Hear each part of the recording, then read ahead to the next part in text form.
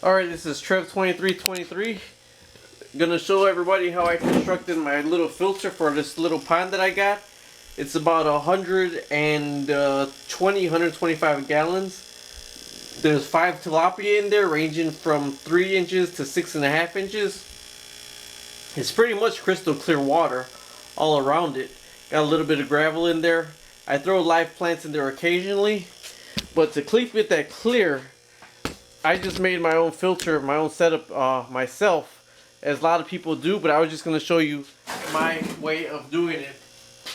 What I got right here is a 5-gallon bucket.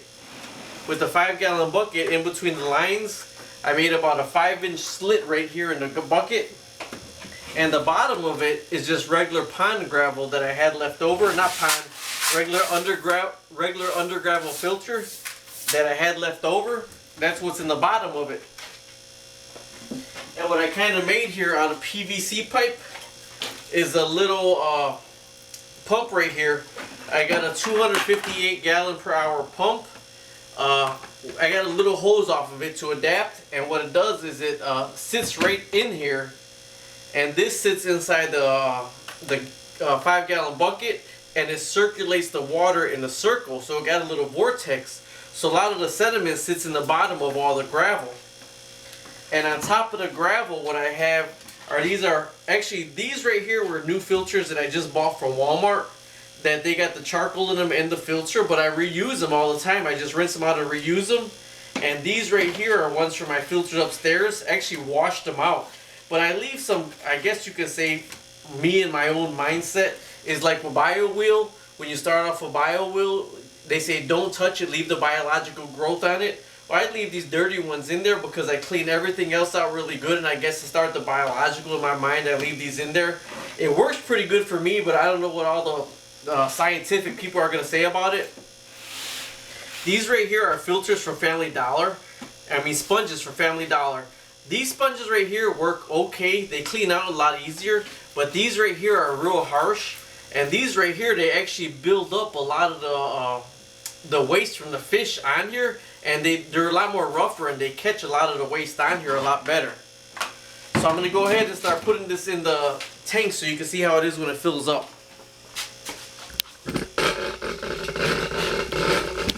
Right now what I have on it is I have a clay pot on it to hold the bucket down in there, because the bucket itself will float up, and all that is a bucket to elevate the other 5-gallon bucket.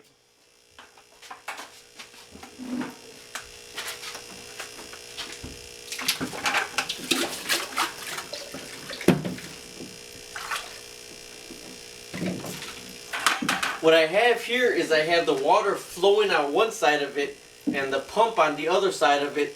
So the pump actually catches a lot of the sediment that gets moved around. The sponge filter on the other pump will catch it. This is a 258 gallon per hour pump, and there's a sponge filter in here. So the first day when I set it, after I recirculate everything, I'll catch everything with a sponge filter. I also have a vacuum, and I'll vacuum it out every once in a while. So I put the sponge filter in the bottom of it, and this the pond pump, and this right here goes on the top of the pond pump, and then the gravel of it a little bit. I don't push it all the way down. I put these on the top of it next, and then I always make sure these are towards the front so they catch whatever sediment is there that's going to come out. So when it actually pumps, there's a sponge filter on the beginning of the pump that catches a lot of the big waste, and then whatever actually gets pumped through that don't settle to the bottom, these sponges right here will catch it.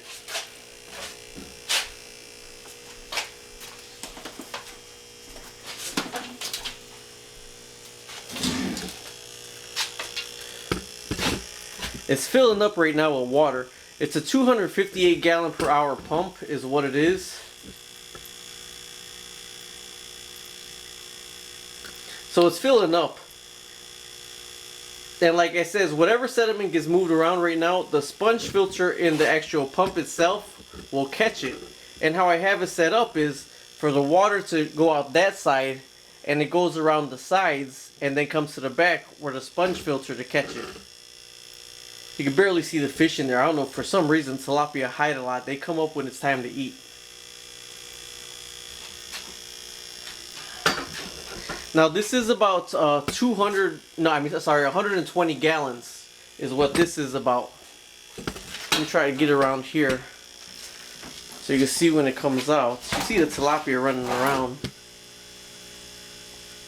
And with the filters in the front, with the sponges in the front, they catch a lot of the sediment. I mean, you could decorate it and hide behind it. Right now I kind of just threw this together, and it's been kind of chilly over here, so I just let it set, and you know, that's how I've been filtering.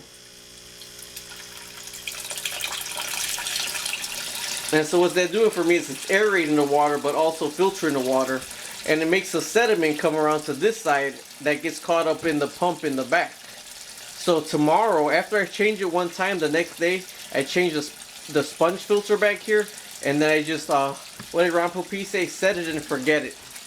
This is about 125 gallons, and what it is it's an IBC tote.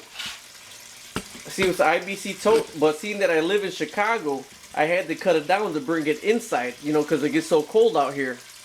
So I had to cut it down, and instead of bringing the whole crate down here, what I did is I just made a little frame to hold it up, because if not, the plastic will spill over.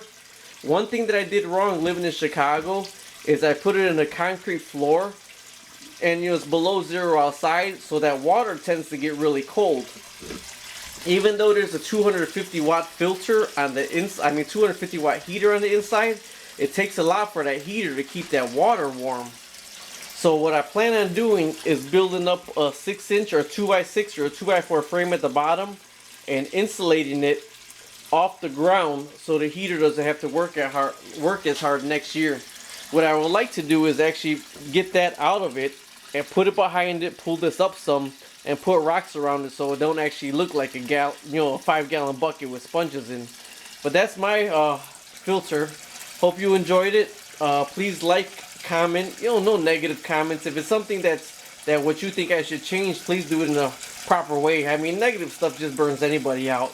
But also like it if you like it, and check my other videos out. Also, I check everybody else's videos out, because what I found out with Google AdSense is this is a good way to make some part-time money. And I'll like your videos also if you like mine. Thank you very much. Bye bye.